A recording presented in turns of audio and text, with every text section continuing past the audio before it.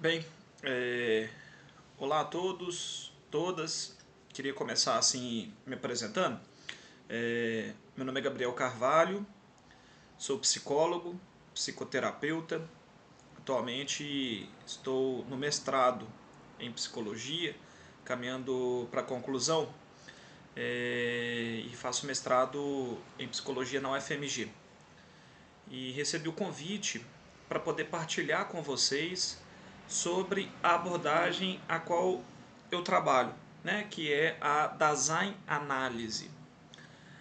A palavra Dasein Análise ela é aportuguesada como análise existencial, né? É um pouco próxima, assim, talvez de algo que vocês devam ter ouvido falar, que é a terapia existencial, né? De bases existenciais. Então eu queria que nesses minutos aí eu pudesse compartilhar um pouco assim com vocês primícias, né, anúncios dos fundamentos dessa abordagem, e caso você se interesse, né, permaneço aqui completamente à disposição para poder também tirar demais dúvidas. Eu vou seguir, né, o roteiro que os alunos me enviaram assim de perguntas e eu espero poder respondê-las, tá? Começando então com a primeira pergunta, que é: a Dasein Análise enfatiza a importância do mundo do paciente. Eigenwelt, Mitwelt, Umwelt. Vamos esquecer esses palavrões alemães. A pergunta é: como você investiga e compreende a estrutura desse mundo na relação terapêutica? Quais são os indicadores que o ajudam a mapear este mundo particular? Primeira coisa, assim, é a definição de mundo para Dasein Análise, né? Quando a gente fala de mundo, a gente está falando do simples fato de que a nossa existência ela sempre decai, ela sempre está lançada em um determinado mundo, né? E mundo aqui não tem a ver com planeta Terra, mas tem a ver com a tradição, né? Mundo para Dasein Análise tem a ver com esse horizonte de sentidos sedimentados e que são todos compartilhados por nós. Em outras palavras, o que eu estou querendo dizer é o seguinte: uma vez que nós viemos ao mundo, nós estamos aqui no mundo no século XXI, né? Nós existimos de uma determinada maneira, que é a determinada maneira que o mundo nos convoca a existir. Se a gente nascesse em uma época outra, ou numa tradição outra, seriam outros modos de mundo, porque seria uma tradição outra. E aí, mais ou menos essa é a noção de mundo. Mundo tem a ver com história, com tradição, tem a ver com o espaço e o tempo ao qual a gente pertence. Por que eu estou falando isso assim? Por que a gente vai... Como é que a gente trabalha isso dentro de um consultório? Vou dar um exemplo muito claro, né? Nós vivemos atualmente algo que o Heidegger, um filósofo que foi um dos fundadores da análise existencial, né? Ele embaseia a análise existencial dizer que nós vivemos num mundo que é o mundo da era da técnica. O que significa dizer que é o mundo da era da técnica? Nós vivemos num mundo que é o mundo do completo assim rendimento, da eficiência. Tudo é feito na maior rapidez produtiva no menor espaço de tempo. E nós vivemos aquilo que Bin-Chul Han, um dos alunos do Heidegger, vai pontuar, que é uma sociedade do cansaço. É quase como se nós estivéssemos o tempo inteiro performando e não tivéssemos mais espaços de descanso, de contemplação, de refúgio. Isso tudo traz sofrimento, né? Quem vai para o consultório vai escutar pessoas sobrecarregadas, com burnout, com estresses muito agudos, frente a essa cultura contemporânea. Portanto, respondendo a segunda dessas indagações, como que a gente compreende essa noção de mundo a partir da vivência do paciente, é entender que o paciente sofre, e ele sofre porque ele sofre com os contextos de mundo aos quais ele está circunscrito, né? Por exemplo, sofrimentos que envolvem gênero, sofrimentos que envolvem raça, sofrimentos que envolvem classe, também são sofrimentos sócio-históricos. Mais ou menos um pouco por aí que eu queria trazer nessa primeira pergunta. Se a gente passa para a segunda pergunta, né, quais são os principais fundamentos filosóficos da Dasein-análise e como eles se traduzem na prática clínica? Pois bem, Dasein-análise ela é uma abordagem que ela se fundamenta em dois grandes princípios filosóficos. Primeiro é a fenomenologia. Segundo, o existencialismo, né? Fenomenologia ela é um método filosófico para poder conhecer as coisas mesmas. Portanto, a gente pode usar a fenomenologia para conhecer uma experiência humana, por exemplo, radicalmente subjetiva, de medo, de ansiedade. Podemos usar a fenomenologia para compreender um sonho, usar a fenomenologia para compreender uma obra de arte, enfim, né? Essa é a primeira grande matriz da Dasein-análise. A segunda tem que ver com o existencialismo. E quando a gente fala de existencialismo, a gente está falando dessa corrente filosófica do século XX que vai fazer a seguinte pergunta, né? Assim, quem é o homem? É uma corrente que vai pensar a existência humana. E aí a gente tem alguns pensadores que são fundamentais do existencialismo, sobretudo Martin Heidegger e Jean-Paul Sartre, né? São os grandes pais do movimento existencial, e esse movimento vai ter uma grande repercussão nas ciências psíquicas do século XX. Entre elas, começa na psicopatologia. Então você vai ter psiquiatras da época assim, que vão ver no método fenomenológico e na compreensão de homem do existencialismo uma grande potência, né, para a gente entender o ser humano e como que ele adoece, como que a gente pode resgatar uma liberdade existencial neste que sofre. Esse humano que para o existencialismo é um humano livre, é condenado à liberdade, é um humano que não tem essências prévias que o determinam de antemão, e exatamente porque ele não tem nenhuma categoria prévia, né, que o essencializa, é que ele é um vazio, e sendo um vazio, a ele cabe a tarefa de se constituir e de existir, né? Portanto, a Dasein-análise é uma abordagem terapêutica, né? É uma abordagem psicoterápica que se alicerça nesses grandes movimentos filosóficos do século XX, se não os mais importantes movimentos filosóficos do século XX, né? Existe uma grande treta, sim, sobre qual é o maior movimento filosófico do século XX. Se seria o existencialismo ou se seria o estruturalismo, né? Os lacanianos, estruturalistas, vão dizer que o maior movimento do século XX é o estruturalismo, né? Nós, psicoterapeutas fenomenológicos existenciais, vamos argumentar, que o maior movimento do século XX é o existencialismo. Mas isso é motivo de debate em mesa de bar. Terceira pergunta desse primeiro tópico, né, esse primeiro grande tópico que vocês estão chamando aqui de fundamentos e prática. A terceira grande pergunta que vocês me fazem é: como se dá o processo de escuta fenomenológica no atendimento e de que maneira isso difere da escuta em outras abordagens? Bem, a escuta fenomenológica, não sei se vocês já tiveram aula, né, dessa disciplina, mas a fenomenologia, enquanto método filosófico, ela vai propor uma certa que a gente dê um certo passo atrás diante do fenômeno que a gente está lidando. E passo atrás, na concepção do Russell, tem que ver com a gente suspender todo o nosso conhecimento prévio ou posterior acerca daquilo que a gente está vendo, né? Então eu vou dar um exemplo para vocês, né? O paciente chega no consultório e fala que ele está com ansiedade.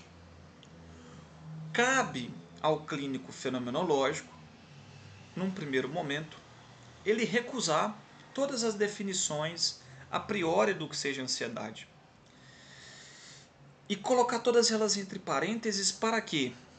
Para que ele possa escutar aquele fenômeno que ele está vendo na sua mais radical e singular mostração fenomenológica. Não é assim? Um clínico fenomenológico ele busca se ater ao máximo ao fenômeno em si mesmo, por si mesmo, né? Não travestido, não manchado pela teoria, né?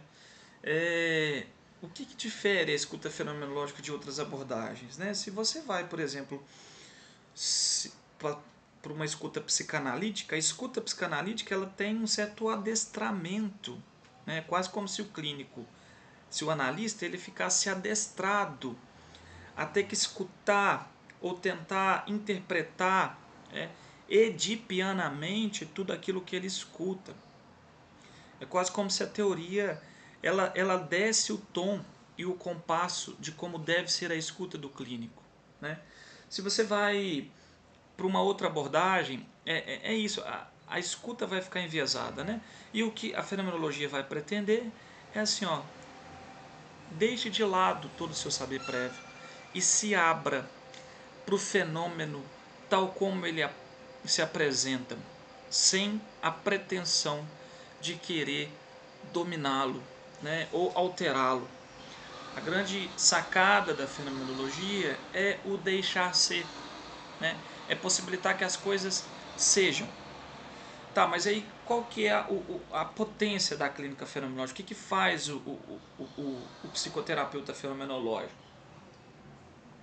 Nossa função dentro de um consultório é poder facilitar com que a pessoa ela se aproxime da sua própria experiência. E o que o clínico fenomenológico faz é devolver para a pessoa ela mesma, tal como um espelho. E a razão disso, a potência disso, a grande aposta que a gente faz é que se o paciente ele se aproxima de quem ele é e que ele se torna um pouco mais assim consciente das questões que o atravessam, isso por si só já é uma grande revolução. Se ele toma mais consciência sobre si, né? Isso é um grande potencial de mudança. Todo mundo que já passou por uma experiência de ser atendido clinicamente sabe, né, disso que eu estou falando. Vamos seguir então com as perguntas. Eu vou tentar me adiantar um pouquinho mais aqui para não passar do tempo. A pergunta é como a Dasein Análise lida com diagnósticos psiquiátricos e categorias do DSM? Existe alguma crítica ou integração possível? Bem, gente, aqui a pergunta vai depender. Vai depender da sua área de atuação. O que eu estou querendo dizer com isso? Se você for psicoterapeuta e se você for para um consultório, eu te recomendaria jogar fora o DSM e não utilizá-lo. Por quê? Porque se a gente está dentro de um consultório, nós vamos lidar com experiências humanas radicalmente singulares. E muito pouco, mas muito pouco, vai te ajudar, né, diagnosticar o paciente. Né? Em outras palavras, assim, qual é a função prática para um psicoterapeuta se ele vai diagnosticar o paciente com transtorno depressivo maior? Sabe assim? Isso em termos clínicos, psicoterápicos, a nossa função não é reduzir sintomas depressivos ou fazer com que ele se cure da depressão. A nossa função é trabalhar e lidar com vivências que são subjetivas e únicas dele É a história de vida absolutamente idiosincrática que é dele. E não é trabalhar com uma norma ou com o todo, tal como o DSM faz. Né? O DSM ele tem uma importância para o trabalho psiquiátrico. Um psiquiatra é fundamental que ele saiba o diagnóstico para ele trabalhar com o prognóstico, para ele intervir com medicamentos. O psicoterapeuta não. Na verdade, o diagnóstico de um DSM numa clínica eu acho que mais atrapalha do que ajuda. Eu estou sendo bem enfático aqui. Né? Na verdade, nós psicoterapeutas temos medo de trabalhar com a indeterminação alheia e a gente se refugia, né, tentando encontrar psicodiagnósticos. Mas não é nossa função no consultório, tá? A partir das reanálises. Se você for trabalhar num serviço público de saúde, como a rede de atenção à saúde mental aqui em Belo Horizonte, se for para um CESAM da vida, aí a história muda. Aí é categórico a importância de você trabalhar com a nomenclatura diagnóstica, né? Que é uma nomenclatura que trabalha de forma coletiva, né? Aí é diferente. Pergunta próxima: como essa abordagem compreende sintomas como ansiedade, depressão e angústia? O foco é na superação do sintoma ou na ampliação da compreensão do ser? Vamos lá, tentando explicar palavra por palavra. Como é que essa abordagem compreende a ansiedade? Ansiedade, para análise existencial, tem a ver com uma certa preocupação. A palavra-chave da ansiedade é o medo. É um medo com o futuro, ou uma certa antecipação desse futuro. Né? O ansioso é aquele que não consegue viver o presente, mas que ele está a todo momento atemorizado e aprisionado pelas possibilidades que podem vir a ser ou não. A depressão, por outro lado, a gente poderia dizer que, temporalmente falando, ela está autodirecionada ao passado, ao pretérito. O deprimido ou melancólico, para análise existencial, é alguém que é um prisioneiro do jacido. É quase como se ele ficasse acorrentado àquilo que aconteceu e tornasse assim cativo e prisioneiro da própria culpa. E ele não conseguisse, né, assim, se largar desse aprisionamento no passado, não conseguisse viver o presente e o futuro fosse um futuro fechado.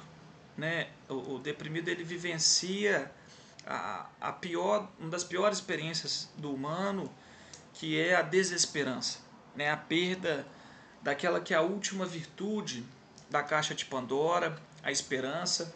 E o que é a esperança? A esperança é a mínima crença numa positividade do porvir. Né? E a palavra angústia aqui é uma palavra-chave para o existencialismo. Né? A angústia tem a ver quando a familiaridade que nós temos com o mundo, ela se rompe, ela se quebra. E aí quando a familiaridade se quebra, a gente sente angústia. Todo mundo aqui já viveu aquela experiência de estar meio sem muito o que falar e fala, porra, eu estou angustiado. Aquela é uma experiência que quebra, né, as significações mais cotidianas que nós temos do mundo. Né? E aqui a angústia é um baita de um instrumento terapêutico. Muita gente vai para a psicoterapia porque está angustiado. E é exatamente quando quebra a familiaridade é que a gente pode fazer alguma coisa com o nosso caos. É exatamente quando aparece o vazio, quando a gente para de fazer as nossas repetições cotidianas, automáticas, né? É exatamente quando a gente se angustia, os maiores momentos propícios para as maiores criações artísticas e subjetivas que a gente pode ter. Né? Seguindo então, assim, Há um perfil de paciente que se beneficia mais da desenho-análise? Existem limites clínicos ou contextuais para seu uso? Resposta é não.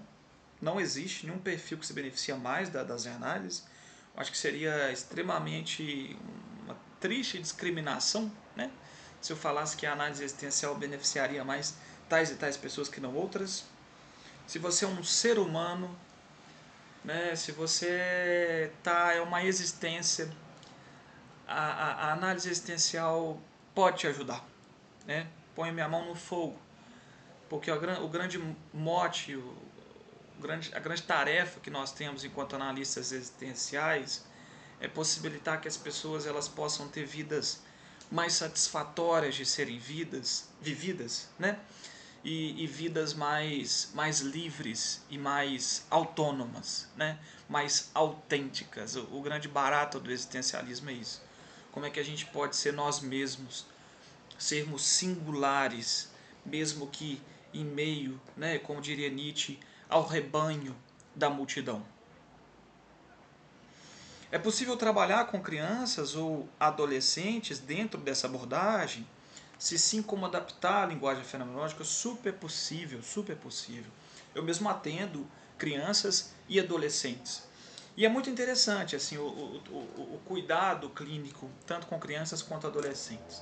No caso da adolescência, é muito uma fase que é uma fase de transição, né, entre uma vida mais infantil, que está agora iniciando e está entrando numa vida mais adulta.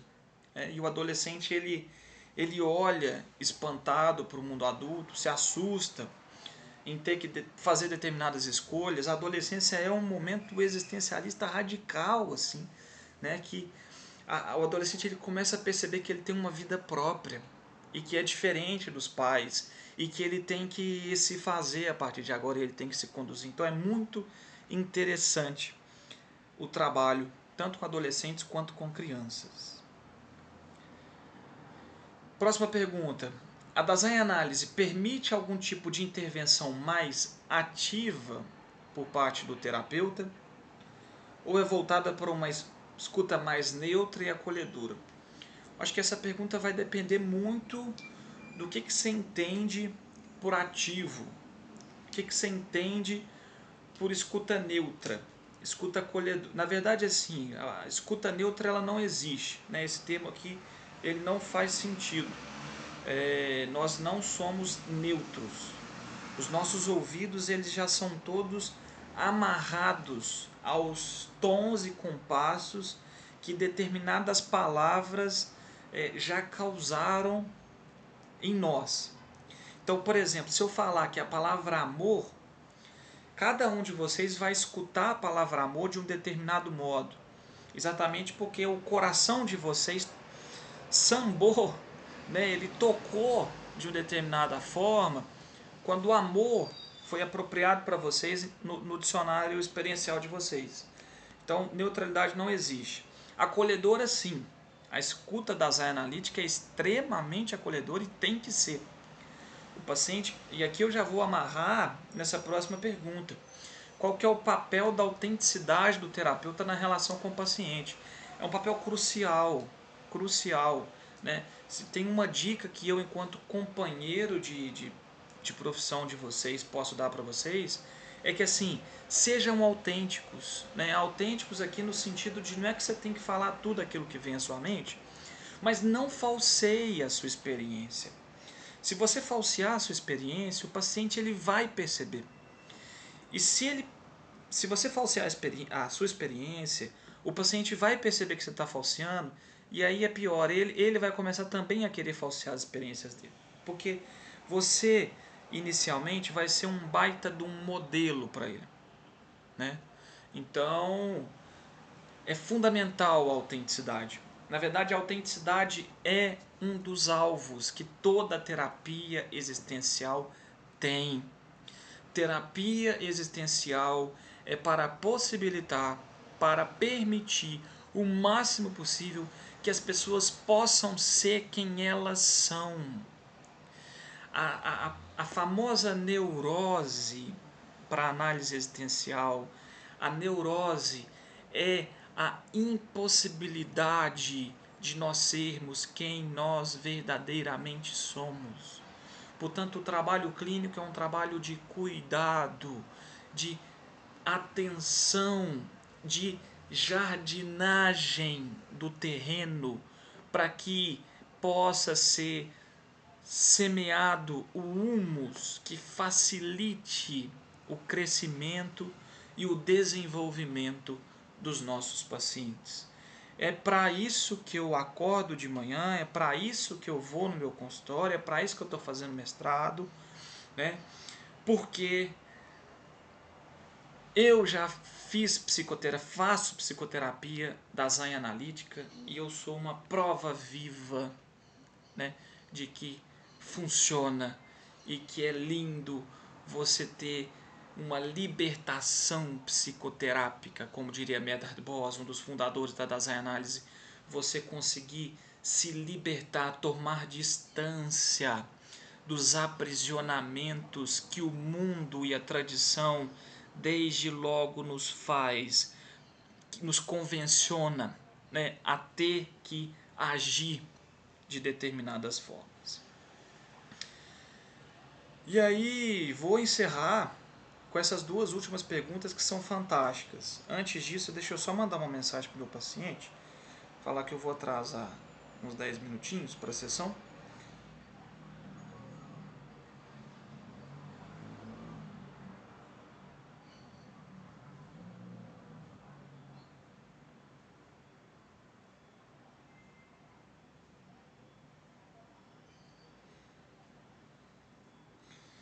Vamos lá. Primeira pergunta. Em sua experiência, o que mais transforma um paciente no processo da Zen Analítico? Linda pergunta. Gente, a maior transformação que pode acontecer no ofício clínico, o que realmente muda alguém? Essa é a grande pergunta, né? Uma vez estavam, assim, numa conferência cheio de psicoterapeutas e nessa conferência estava Carl Rogers, né? E Rogers, então alguém se levanta da plateia e fala: Rogers, o que eu no meu consultório posso fazer que de melhor altere ou mude a personalidade, o jeito, né, da pessoa? E o Rogers, ele vai pontuar, e aqui a Dasein Análise dá as mãos para abordagem centrada na pessoa, que o principal fator de mudança de alguém é, primeiro, a aceitação do modo de ser daquela pessoa. Isso aqui é paradoxal. Paradoxal no seguinte sentido, né? Para que alguém mude, é preciso que primeiro ela aceite e compreenda quem ela é. E aqui é o presente que a clínica da Zen Analítica tem e faz, que é possibilitar que as pessoas se entendam, possibilitar que as pessoas se aproximem de si mesmas. E isso é absolutamente potente.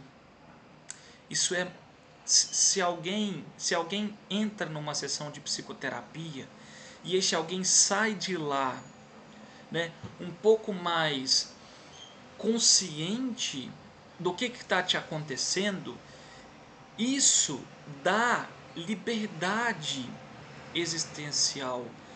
A partir do momento que a pessoa ela se espanta e ela se reconhece naquilo que ela está falando e dizendo, naquilo que ela está sentindo, qual é o lugar e o papel dela nas relações que ela mesma delata, isso é o fator, o grande fator de mudança. E quem é psicoterapeuta sabe que isso acontece. É lindo, é bonito você testemunhar as metamorfoses, né, assim, de lagartas a borboletas que os pacientes têm. Como diria Raul Seixas, nós somos todos metamorfoses ambulantes, né? Profundamente existencial essa música, assim como, né, as poesias, os poemas, o existencialismo adora a literatura, né? Enfim. Última pergunta, e aqui eu já estou estourando meu tempo. Para finalizar, que conselhos você daria para um estudante de psicologia que se interessa pela design análise e deseja se aprofundar nessa abordagem? Primeira coisa, leia um livro chamado Conversa sobre Terapia, Billet Tati Sapienza. É um livro curtinho, é um livro muito tranquilo de ser lido e muito direto, não é um livro teórico, é um livro prático, que é justamente sessões de terapia acontecendo, é a narradora contando as sessões, as intervenções da design analista e fazendo algumas reflexões, é uma apresentação sobre a terapia de bases existenciais. Então, conversa sobre terapia. Segunda indicação, entrem no YouTube e pesquisem Design Análise João Augusto Pompeia. O codinome é Guto, né? É a maior referência, a autoridade da design analítica atual no Brasil, e é um homem com uma sensibilidade humana, poética, clínica, extraordinária. Acho que vocês têm muito a aproveitar também, caso queiram melhor entendê-lo. No mais, assim, poderia sugerir, né, se vocês gostarem da abordagem, façam psicoterapia nessa abordagem, sabe assim, experimentem como que ela entende, como que ela acontece, sabe? Eu acho que todo aquele que é candidato, debutante, tá se propondo ao ofício clínico, é importante esse tripé, né, que Freud uma vez nos ensinou, que é o tripé da formação teórica, a supervisão, né, e o ser atendido pela abordagem. Então, são algumas dessas sugestões. Mas se você se encantou, se você gostou, pise fundo no acelerador. Eu acho que você tem muito tesouro que você pode encontrar, né? Conte conosco, conte comigo, estou por aí. A UFMG também tem grupos bastante legais sobre análise existencial, grupos também que são abertos. Todo semestre a gente faz grupos de estudo, né? Eu sou psicoterapeuta também, sou psicólogo, qualquer coisa vocês podem mandar mensagem, qualquer dúvida, né? Eu adoro poder ajudar, adoro poder dialogar. Pena que eu não estou aí presencialmente para a gente poder trocar mais ideia, né? Então é isso, gente. Um carinhoso abraço para vocês. Fiquem bem. Aproveitem o caminho. Um abraço.